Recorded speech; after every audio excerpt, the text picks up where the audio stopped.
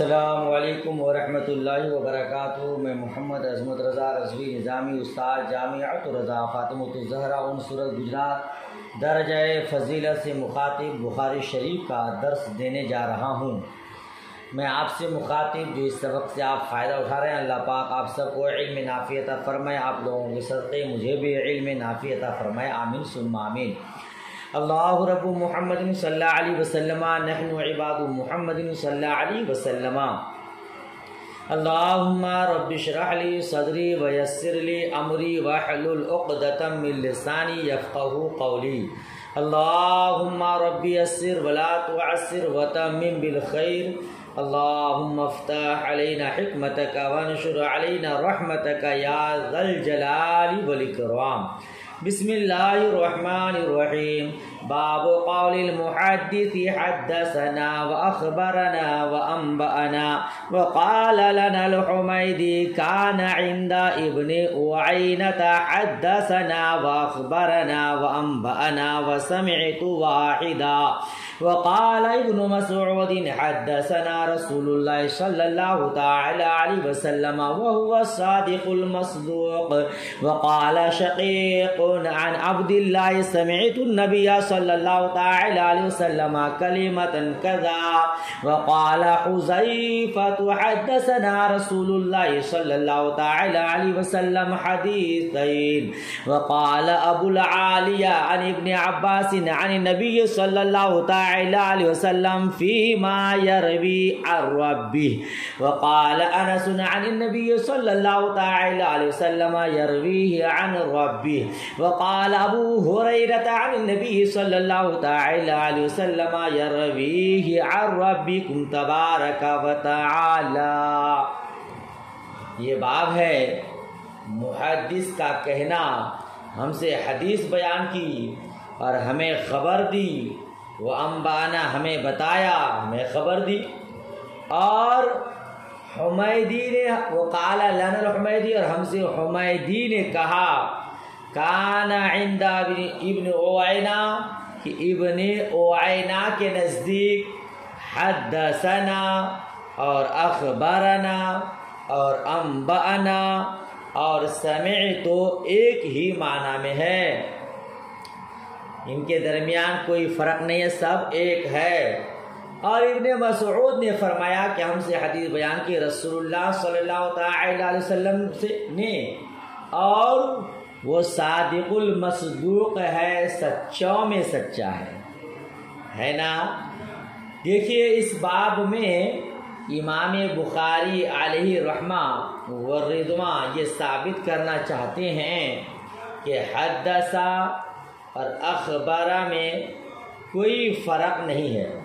حدثنا، اخبارنا، انبأنا یہ سب ایک ہی معنی میں ہیں، کوئی فرق نہیں ہے۔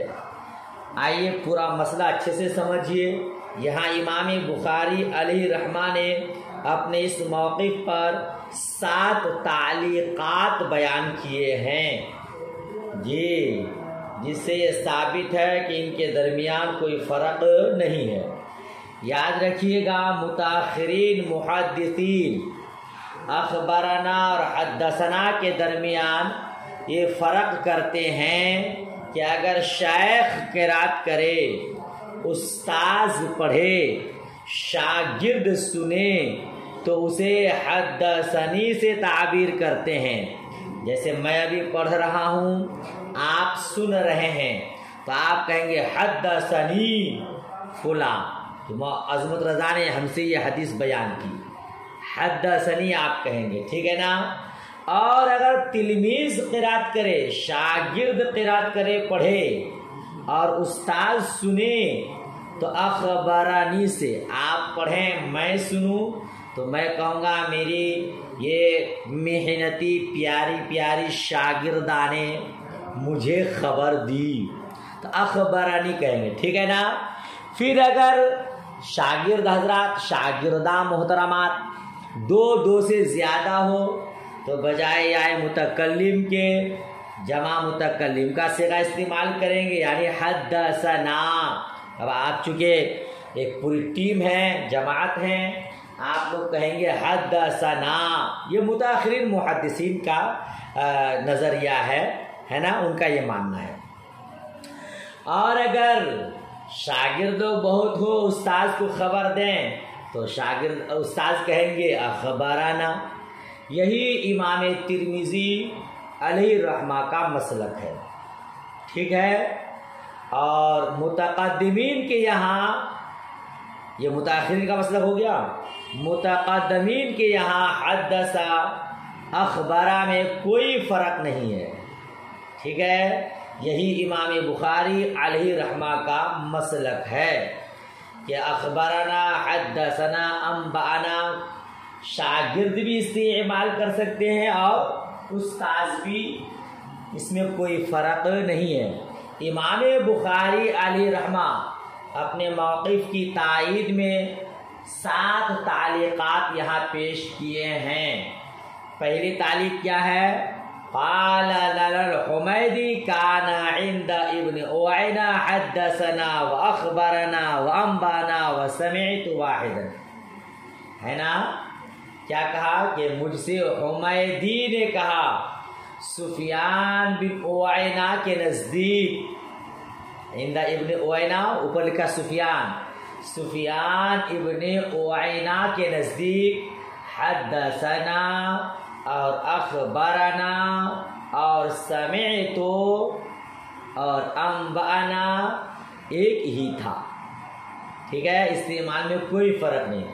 دوسری تعلیق عبداللہ ابن مسعود رضی اللہ تعالی عنہ کا قول حدثنا رسول اللہ صلی اللہ تعالی وسلم وهو صادق المصدوق، کہ ہم سے رسول اللہ صلی اللہ تعالی علیہ وسلم نے حدیث بیان فرمائی اور وہ سچے ہیں اور سچے مانے ہوئے ہیں، سچوں میں سچے، ہے نا؟ یہ دوسری تعلیق ہے۔ تیسری تعلیق حضرت شقیق نے کہا، عبداللہ سے روایت ہے، انہوں نے کہا میں نے رسول اللہ صلی اللہ تعالی علیہ وسلم سے یہ بات سنی، کلمتن کذا، یہ بات سنی، اس طرح کی بات سنی، ٹھیک ہے نا؟ چوتھی تعلیق حضرت حذیفہ رضی اللہ تعالی عنہ نے کہا ہم سے رسول اللہ صلی اللہ تعالی علیہ وسلم نے 2 حدیثیں بیان فرمائی، ٹھیک ہے۔ پانچویں تعلیق ابو العالیہ کی ہے، عن ابن عباس اے نبی صلی اللہ تعالی وسلم فیما یروی عن ربی، ٹھیک ہے۔ ابو العالیہ نے کہا حضرت ابن عباس رضی اللہ تعالی عنہما سے روایت ہے، وہ نبی کریم صلی اللہ تعالی علیہ وسلم سے روایت کرتے ہیں، اس میں جو اپنے رب سے روایت کرتے ہیں، ٹھیک۔ چھٹی تعلیق حضرت انس رضی اللہ تعالی عنہ نے کہا نبی کریم صلی اللہ تعالی علیہ وسلم سے روایت ہے، وہ اپنے رب سے روایت کرتے ہیں، ٹھیک۔ اور 7ویں تعلیق حضرت ابو ہریرہ رضی اللہ تعالی عنہ نے کہا نبی کریم صلی اللہ تعالی علیہ وسلم سے روایت ہے، وہ تمہارے رب تبارک و تعالی سے روایت کرتے ہیں۔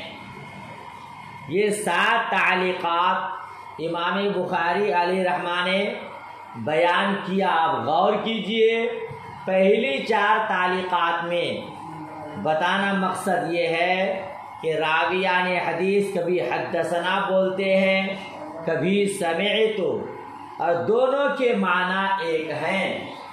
جی پہلی 4 تعلیقات جو حضرت حمیدی سے ہے، حضرت عبداللہ ابن مسعود سے ہے، حضرت شقیق سے، حضرت حذیفہ سے، یہ 4 تعلیقات میں کبھی حدثنا بولے ہیں، کبھی سمعت، دونوں کا معنی ایک ہے۔ اور بعد کی 3 تعلیقات میں بتانا یہ کہ سند میں حدثنا کی جگہ سمعت، نہیں تو عن فلان بھی کہنا درست ہے، اس کا حکم بھی وہی ہے جو حدثنا یا سمعت کا ہے۔ حاشیہ نمبر 9 پر پوری تفصیلات موجود ہے، اور شاید کتاب آپ کے پاس نہیں ہے، کبھی ہو تو آپ دیکھ سکتے ہیں۔ یہ باتیں ہوئی، اسی کو یہاں بیان فرمایا۔ معلوم ہوا کہ امام بخاری علیہ رحمہ کے نزدیک حدثنا، اخبرنا، انبأنا، سمعنا میں کوئی فرق نہیں، شاگرد بھی استعمال کر سکتا ہے اور استاذ بھی استعمال کر سکتے ہیں. اور اسی طرح ان فلان کے ذریعے بھی، جیسے ان عبداللہ ابن دینار ان ابن عمر، اس کو حدیث معن کہتے ہیں، ان کے ذریعے جو استعمال کیا جائے، تو اس طرح بھی حدیث روایت کرنا درست ہے. ٹھیک ہے. اب اسی کے مطابق پھر حدیث بیان کر رہے ہیں، جس سے یہ ثابت ہوگا کہ استاذ بھی حدثنا حدثنی استعمال کر رہے ہیں اور شاگرد بھی. حدیث دیکھیے، حدثنا قتيبة بن سعيد قال حدثنا اسماعيل بن جعفر عن عبد الله بن دينار عن ابن عمر قال قال رسول الله صلى الله تعالى عليه وسلم إن من الشجر شجرة لا يسقط ورقها وأنها مثل المسلم فحدثوني ما هي. قال فوقع الناس في شجر البوادي. قال عبد الله ووقع في نفسي أنها النخلة فاستحييت ثم قالوا حدثنا ما هي يا رسول الله. قال هي النخلة. سبحان اللہ. حضرت عبداللہ ابن عمر رضی اللہ تعالی عنہما کا بیان ہے کہ رسول اللہ صلی اللہ تعالی علیہ وسلم نے ارشاد فرمایا، درختوں میں سے ایک درخت ہے جس کے پتے نہیں گرتے اور وہ مسلمان کی طرح ہے. مجھے بتاؤ وہ کون سا درخت ہے؟ مجھے بتاؤ وہ کون سا درخت ہے؟ حضرت عبداللہ ابن عمر نے فرمایا، لوگوں کا خیال جنگلی درختوں کی طرف گیا اور میرے دل میں خیال آیا کہ یہ کھجور کا درخت ہے، مگر میں شرم کی وجہ سے نہیں بولا. پھر لوگوں نے عرض کیا، حضور آپ ہی بتا دیں. حضور نے فرمایا یہ کھجور ہے. ٹھیک ہے. حدیث کا ترجمہ ہو گیا. کیا کہا؟ ان من الشجر شجرتن، یہ شجرتن جس کا معنی ہے درخت، یعنی تنا دار درخت ہے نا. تنا دار درخت کو کیا کہتے ہیں؟ شجرہ. پھر اس کے آگے لکھے آپ مثل اور مثل دونوں ہے. اس کا معنی مثل اور مثل دونوں روایت ہے نا. یہ تشبیہ کے لیے آتا ہے اور مثل کا ایک لغوی معنی نظیر کے بھی ہے، طرح، اور عرفی معنی کہاوت. ٹھیک ہے. مجازی معنی عجیب و غریب. یہاں یہی معنی مراد ہے، عجیب و غریب، یعنی درختوں میں سے ایک عجیب و غریب درخت ہے. ٹھیک ہے نا. حدیث کا مطلب یہ ہے کہ اس درخت کا عجیب و غریب حال مومن کے حال کی طرح ہے. یہ عجیب و غریب حال یہ کہ کھجور کا درخت جتنا نفع بخش ہے کوئی درخت نہیں. اس کا پھل نہایت میٹھے لذیذ ہوتے ہیں اور پھل آتے ہی اسے کھانا شروع کرتے ہیں، پھر پکنے کے بعد سکھا کر رکھ لیتے ہیں، سال بھر کھاتے ہیں. اس کی گٹھلی چوپائے کی غذا ہے. یہ ہمیشہ ہرا بھرا رہتا ہے اور بہت بڑی عمر رکھتا ہے. جب سوکھ جاتا ہے تو بھی نفع بخش. اس کی پتیوں سے چٹائی ٹوکری بناتے ہیں اور تنے کا ستون لگاتے ہیں، کھمبا لگاتے ہیں، اس کے ریشوں کو گدوں میں بھرتے ہیں. ایسی مومن ہمیشہ تر و تازہ راضی برضائے الہی رہتا ہے. زندگی میں دوسروں کے کام آتا ہے، لوگوں کے دکھ سکھ میں شریک ہوتا ہے، مرنے کے بعد بھی نفع پہنچاتا ہے. تو کھجور کا درخت کس کی طرح؟ مومن کی طرح ہے. جس مومن سے کسی کو بھلا نہ پہنچے، نقصان پہنچے، پھر وہ مومن نہیں ہے. کھجور کے درخت کو مومن کے مثل قرار دیا ہے. سمجھ شریف میں بات آئی. اس حدیث میں آپ غور کیجئے. حضور نے فرمایا حدثونی ماہیا، صحابہ کرام سے بتاؤ وہ کون سا درخت ہے. حدثونی. صحابہ کرام جنگلی درختوں میں کھو گئے کہ کون سا درخت ہے، کون سا درخت ہے. عاجز آ گئے تو کہا کہ حدثنا، حضور آپ ہی بتائیں. دیکھیے حضور نے صحابہ کرام کو حدثونی کہا، صحابہ کرام نے حضور کو حدثنا کہا. اس کا مطلب یہ ہوا کہ شاگرد استاد سے، استاد شاگرد سے یہی لفظ استعمال کر سکتا ہے. ٹھیک ہے نا بھائی؟ تو پھر کیا معنی ہو، مطلب سمجھ میں آیا کہ حدیثونی میں کوئی فرق نہیں ہے، شاگرد بھی استعمال کر سکتے ہیں اور استاذ بھی بول سکتے ہیں، لہذا حدثنا اخبرنا ایک ہی ہے۔ ایسا نہیں کہ ورنہ صحابہ کرام کو کہنا چاہیے تھا حدثنا اور مصطفیٰ جان رحمت کو کہنا چاہیے تھا اخبرونی، ہے نا؟ اچھا، اس کے علاوہ ابھی اور بہت ساری روایات آئیں گی جہاں حدثنی اور انبئونی وغیرہ استعمال کیا ہے، ٹھیک ہے نا؟ جیسے کتاب التفسیر میں حضرت نافع کی روایت میں اخبرونی اور حضرت نافع سے اسماعیل کی روایت میں انبئونی، اور اسی کتاب العلم میں باب الحیاء من العلم میں حضرت اسماعیل کی روایت ہے کہ آپ نے لوگوں سے عرض کیا یا رسول اللہ، لوگوں نے حضور سے عرض کیا یا رسول اللہ اخبرنا بہا، تو کیا معنی سمجھ میں آیا؟ حدثنا اخبرنا انبانا ایک ہی ہے، ٹھیک ہے؟ اچھا، تو صحابہ کرام سے مصطفیٰ کریم نے یہ ارشاد فرمایا، پوری حدیث اگر آپ بخاری شریف کی مختلف روایات کو ملا لیں تو پوری حدیث اس طرح ہے۔ حضرت عبداللہ ابن عمر رضی اللہ تعالی عنہما کہتے ہیں حضور اکرم صلی اللہ تعالی علیہ وسلم کی خدمت میں ہم لوگ حاضر تھے، کھجور کی گوند حضور کی بارگاہ میں پیش کی گئی، حضور نے اسے تناول فرمایا اور فرمایا ایک ایسا درخت ہے جو مسلمان کی طرح بابرکت ہے، سدا بہار ہے، بتاؤ وہ کون سا درخت ہے؟ تو صحابہ کرام کا ذہن جنگلی درختوں کی طرف گیا، صحابہ کرام نے کہا فلاں درخت ہے، کچھ نے کہا فلاں درخت ہے، مگر میری سمجھ میں آ گیا کہ یہ کھجور کا درخت ہے، ٹھیک ہے؟ میں نے اپنے دل میں عرض کیا، لیکن چونکہ سب سے چھوٹا تھا، نوعمر تھا، 10 سال کا تھا، حاضرین میں ابو بکر عمر بھی تھے، بڑے صحابہ کرام بھی تھے، صحابہ کبار تھے۔ اب حضرت عبداللہ ابن عمر فرماتے ہیں کہ شرم کی وجہ سے میں چپ رہا، ایسا نہ ہو منہ چھوٹا بات بڑی، ہے نا؟ میں چپ رہا۔ پھر صحابہ کرام نے عرض کیا حضور آپ ہی بتا دیں، تو حضور نے فرمایا کھجور ہے۔ تو اب حضرت عبداللہ ابن عمر فرماتے ہیں میں نے اپنے والد سے عرض کیا کہ میرے دل میں آیا تھا کہ وہ کھجور کا درخت ہے، مگر میں نے شرم سے نہیں بتایا۔ تو حضرت عمر رضی اللہ تعالی عنہ نے فرمایا اگر تم بتا دیتے تو مجھے وہ خوشی حاصل ہوتی جو اتنے سے نہ ہوتی، یعنی کسی اور بات کو کرتے تو اتنی خوشی نہیں ہوتی جتنی خوشی کہ مجھے اس بات کو بتانے سے ہوتی۔ بہرحال تو خالی بتانا اتنا ہے یہاں پہ امام بخاری رحمہ کا مقصد کہ حدیثونی استاذ بھی کہہ سکتے ہیں اور شاگرد بھی بول سکتے ہیں۔ دوسرا اس حدیث سے یہ سمجھ میں آیا کہ استاذ طلباء کے امتحان کے لیے سوال کر سکتا ہے نا؟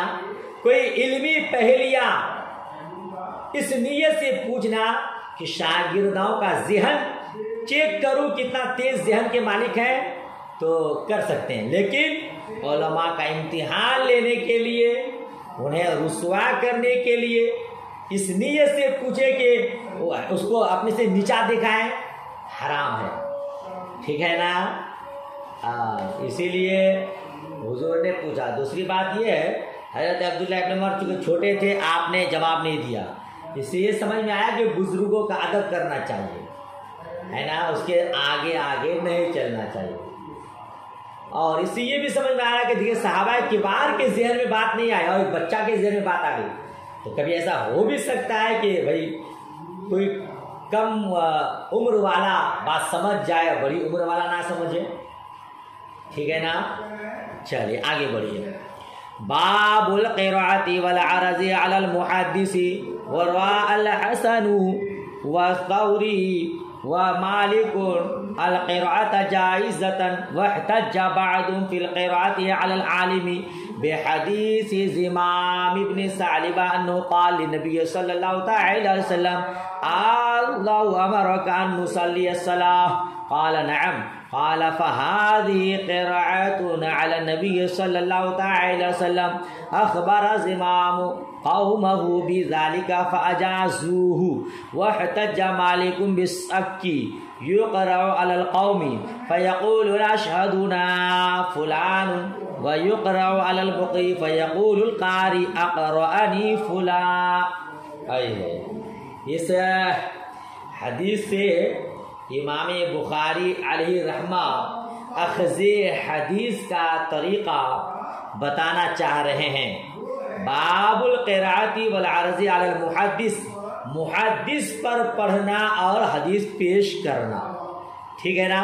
اور ورأى الحسن والثوری ومالک القراءۃ جائز، اور حسن ثوری اور حسن بصری، سفیان ثوری اور امام مالک نے قراءت کو جائز قرار دیا ہے، ٹھیک ہے. واحتج بعض فی القراءۃ علی العالم، اور عالم اور بعض حضرات نے عالم پر پڑھنے کو جائز قرار دیا یا عالم پر پڑھنے کی حجت قائم کیا زمام بن ثعلبہ کی حدیث سے.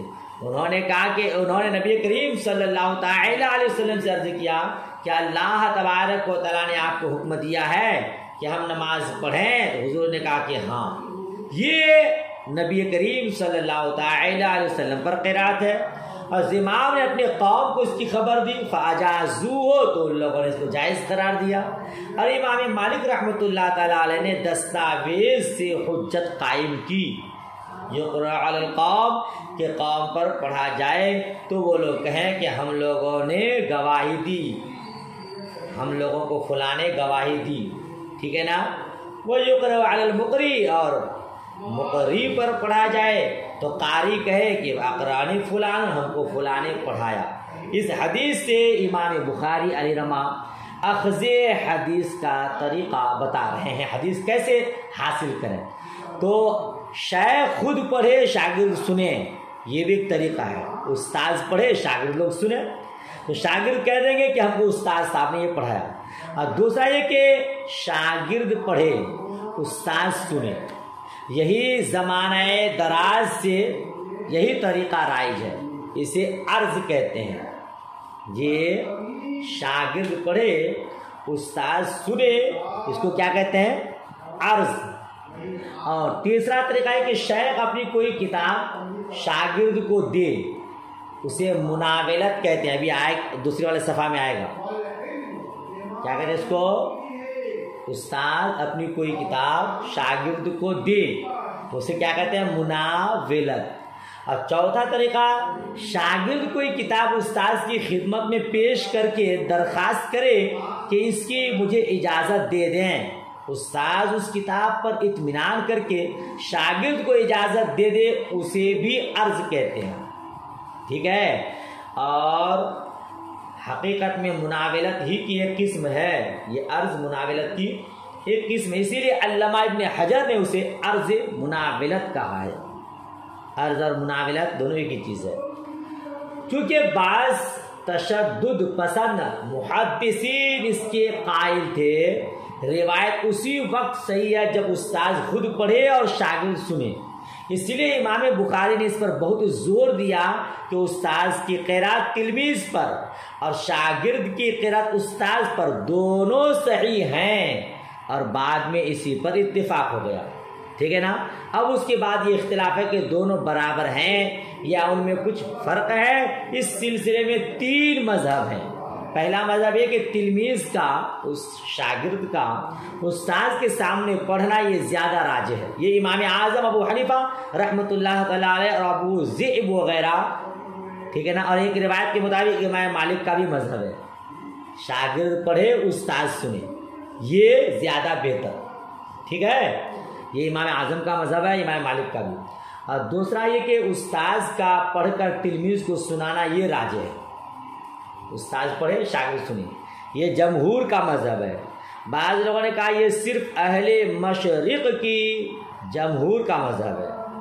اہل مشرق کے جمہور کا مذہب ہے کہ استاد پڑھے شاگرد سنے، اور یہی راجح ہے، ٹھیک ہے نا.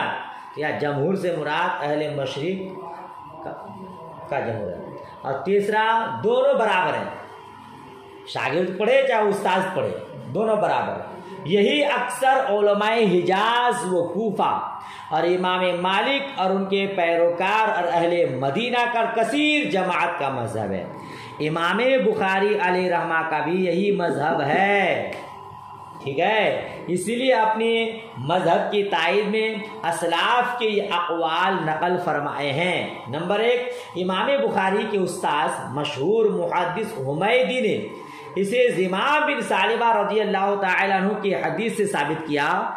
अभी आगे हदीस आ रही है जिसमें यह कि हज़रत ज़िमाम ने यह अर्ज़ किया, क्या अल्लाह ने आपको हुक्म दिया है कि हम नमाज पढ़ें? अभी आप पढ़े ना। तो हुजूर ने फरमाया हाँ, ये उस्ताद पर क़िराअत हुई। ज़िमाम बिन सालिबा शागिर्द है, हुजूर सल्लल्लाहु अलैहि वसल्लम उस्ताद है, और वो कह रहे कि क्या अल्लाह ताला ने आपको हुक्म दिया कि हम 5 वक्त की नमाज पढ़ें? तो ये शागिर्द का उस्ताद पर पढ़ना हुआ, ठीक है ना। फिर हज़रत ज़िमाम ने अपनी कौम को उसकी खबर दी, तो उन लोगों ने, उनकी कौम ने उसे मान लिया, उसको जायज़ करार दिया। तो मालूम हुआ ये तरीक़ा भी दुरुस्त है, ठीक है ना। दूसरा कहते क्या वह तज्जा मालिक बिस्सक्त, और इमाम मालिक रहमतुल्लाह ताला अलैह ने दस्तावेज से क्या किया, हुज्जत कायम किया। तो इमाम मालिक ने दस्तावेज से इस्तिदलाल पेश किया है कि जब दस्तावेज में किसी मुक़िर का इकरार लिखा गया और उसे पढ़कर सुनाया गया, उसने हाँ कह दिया, तो ये उसका इकरार हो गया। आप कोई ख़त लिखे, कोई किताब नोटबुक लिखे और किसी को जाके कह दी कि आपने लिखा है, उसने कहा कि हाँ बस, हालांकि उसने ज़बान से सराहतन इकरार नहीं किया है, सिर्फ हाँ कहा है। जिन लोगों ने ये दस्तावेज सुना उन्हें उसी के मुताबिक गवाही देनी जायज़ है। इसी तरह जब कारी मुक़री को सुनाए तो उसे जायज़ है कि ये कहे मुझे फलां ने पढ़ाया, आप मेरे सामने पढ़े, बस पढ़ दिए खाली, तो आप कह सकते हैं कि हाँ मुझे फलां ने पढ़ा आपने, मगर आपको ये कहना जायज़ है कि मुझे फलां ने पढ़ाया, ठीक है ना। इसी तरह इमाम मालिक ने इस पर यह भी दलील बयान फरमाई है, लोग कुरान मजीद किसी के सामने पढ़ते हैं और कहते हैं मुझे फलां ने पढ़ाया, ठीक है ना। इसी तरह उस्ताद पर तिलमीज़ अगर पढ़े तो शागिर्द को ये जायज़ है कि उससे रिवायत करे। समझ शरीफ में ये सब तरीक़े दुरुस्त हैं। इमाम हसन बसरी रहमतुल्लाह ताला अलैह ने फरमाया, तिलमीज़ पढ़कर शेख को सुनाए तो कोई हरज नहीं, ठीक है ना।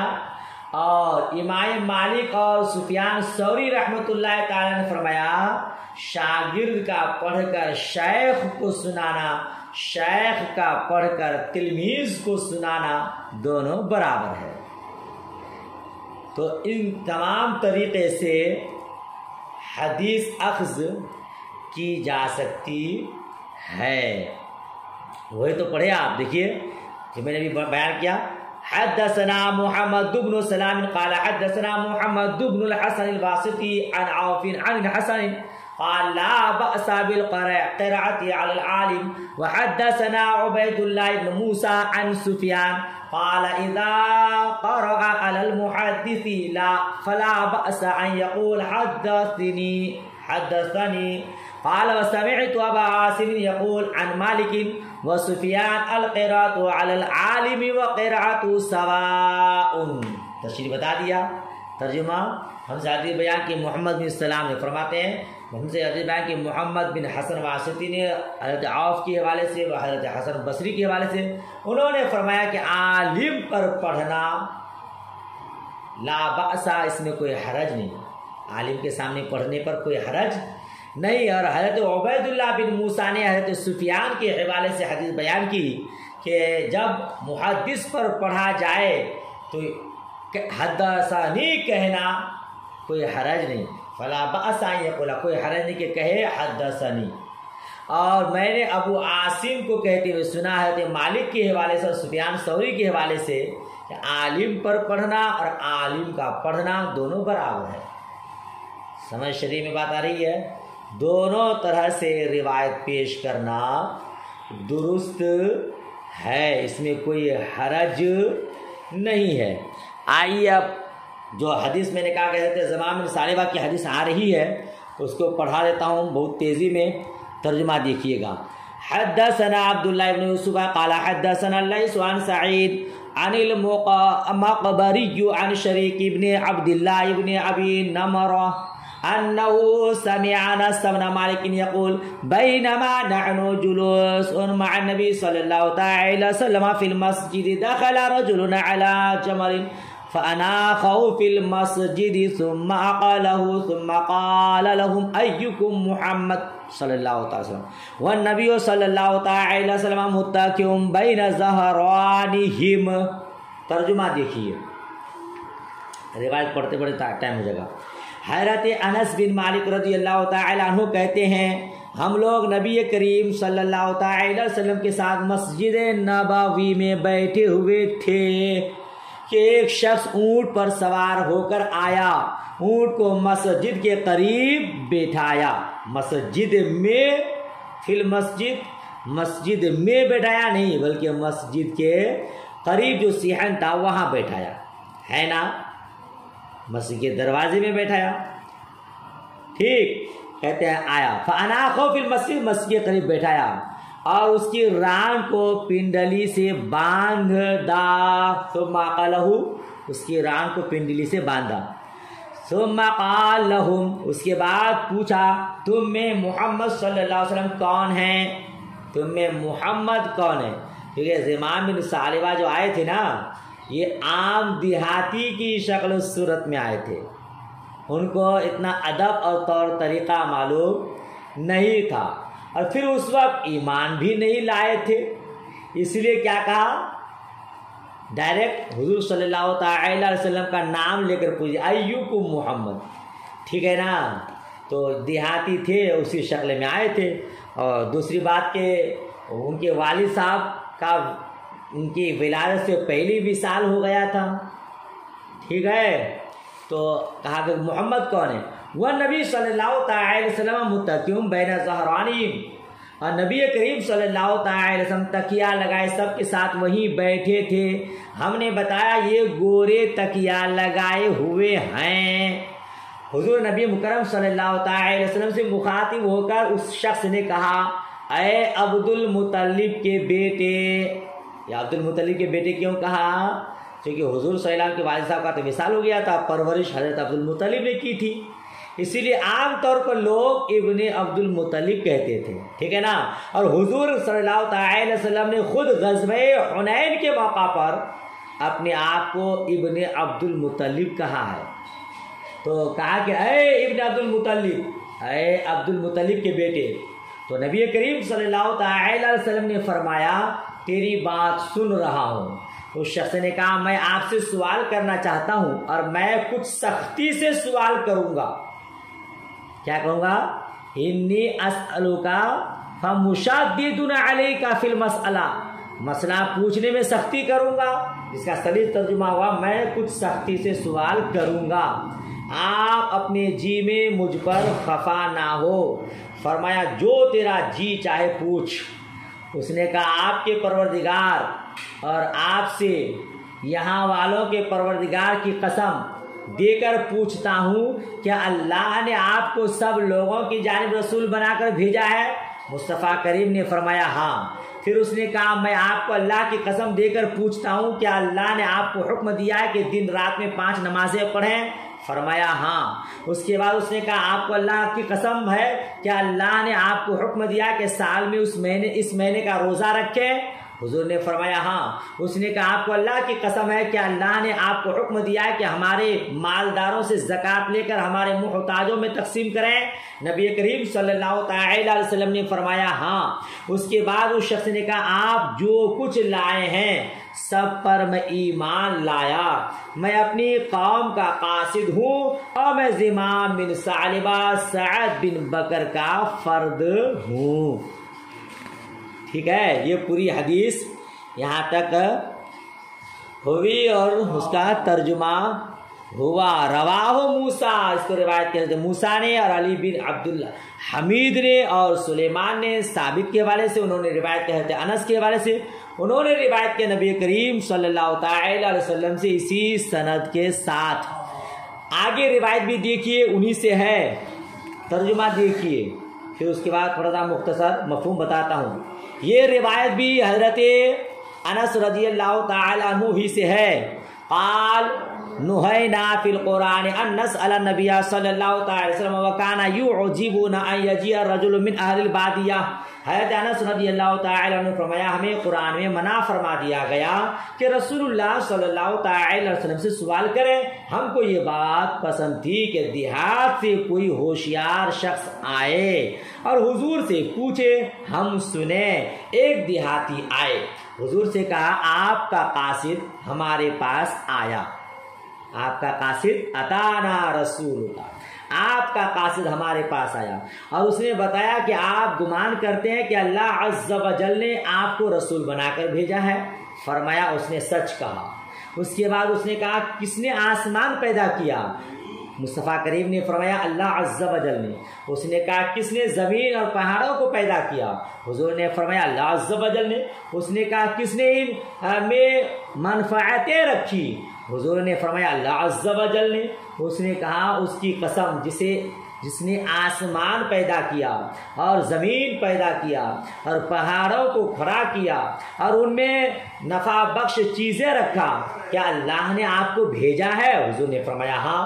اس نے کہا آپ کے قاصد کا نے گمان کیا کہ ہم پر 5 نمازیں ہیں اور ہمارے مالوں میں زکوٰۃ ہے۔ حضور نے فرمایا اس نے سچ کہا۔ اس نے کہا اس کی قسم جس نے آپ کو رسول بنایا، کیا اللہ نے آپ کو اس کا حکم دیا ہے؟ فرمایا ہاں۔ اس نے کہا آپ کے قاصد نے گمان کیا کہ ہم پر سال میں 1 مہینے کا روزہ ہے۔ فرمایا قاصد نے سچ کہا۔ اس نے کہا اس کی قسم جس نے آپ کو رسول بنایا، کہ اللہ نے آپ کو اس کا حکم دیا ہے؟ فرمایا ہاں۔ اس نے کہا آپ کے قاصد نے گمان کیا کہ ہم پر بیت اللہ کا حج ہے جسے وہاں تک جانے کی استطاعت ہو؟ فرمایا قاصد نے سچ کہا۔ اس نے کہا اس کی قسم جس نے آپ کو رسول بنایا، کہ اللہ نے آپ کو اس کا حکم دیا ہے؟ فرمایا ہاں۔ اس نے کہا اس کی قسم جس نے آپ کو حق کے ساتھ بھیجا، ان پر نہ کچھ زیادہ کروں گا اور نہ ان میں کچھ کم کروں گا۔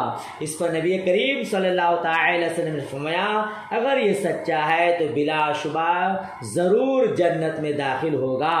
عبداللہ ابن عباس رضی اللہ تعالی عنہما نے خبر دی کہ رسول اللہ صلی اللہ تعالی علیہ وسلم نے ایک خط بحرین کے حاکم کے پاس ایک شخص کے بدست بھیجوایا، ایک شخص کے ہاتھ بھیجوایا، وہیں تک رہنے دیجیے کہ وہ اگر یہ سچا ہے تو ضرور جنت میں داخل ہوگا۔ اس حدیث، یہ دونوں حدیث سے ثابت یہ کرنا ہے کہ شاگرد استاد کے سامنے پڑھے، استاد شاگرد کے سامنے پڑھے، دونوں طرح سے روایت صحیح ہے۔ حضرت زمام بن ثعلبہ رضی اللہ تعالی عنہ نے مصطفیٰ کریم کے سامنے پڑھا، مصطفیٰ کریم صلی اللہ تعالی علیہ وسلم نے اس کی تصدیق فرما دی اور حدیث کی روایت ہو گئی۔ لہذا دونوں طرح سے پڑھنا صحیح ہے۔ سمجھ شریف میں بات آ رہی ہے، اور وہ تو آپ پہلے بھی حدیث جبرائیل میں پڑھ چکے ہیں۔ ان لوگوں کی خواہش تھی کوئی عام دیہاتی آئے اور سوال کرے تاکہ ان کا سوال جواب ہو اور ہم لوگ اسی کے ذریعے مسئلہ معلوم کر لیں۔ ان کے خواہش کے مطابق حضرت زمام بن ثعلبہ ایک دیہاتی بن کر آئے اور یہ سب سوال و جواب ہوا اور انہیں سن کر صحابہ کرام بھی مسئلہ جان گئے۔ سمجھ میں آ رہی بات؟ تو حدثنا، اخبرنا، انبأنا میں کوئی فرق نہیں ہے، شاگرد بھی کہہ سکتے ہیں اور استاذ بھی کہہ سکتے ہیں۔ حضرت زمام بن ثعلبہ نے حضور کے سامنے پڑھا اور حضور صلی اللہ تعالی علیہ وسلم نے اقرار کیا، بات ہو گئی۔ اب حضرت زمام بن ثعلبہ نے تو حدیث کو بیان کر دیا، تو اس طرح بھی بیان کر سکتے ہیں۔ اسی کو امام بخاری علیہ رحمہ بیان کرنے کے لیے، اپنے موقف کی تائید کے لیے ان احادیث کو یہاں بیان فرمایا۔ اچھے سے یاد کر لیجئے گا۔ آج کا سبق یہیں تک۔ اللہ حافظ، خدا حافظ۔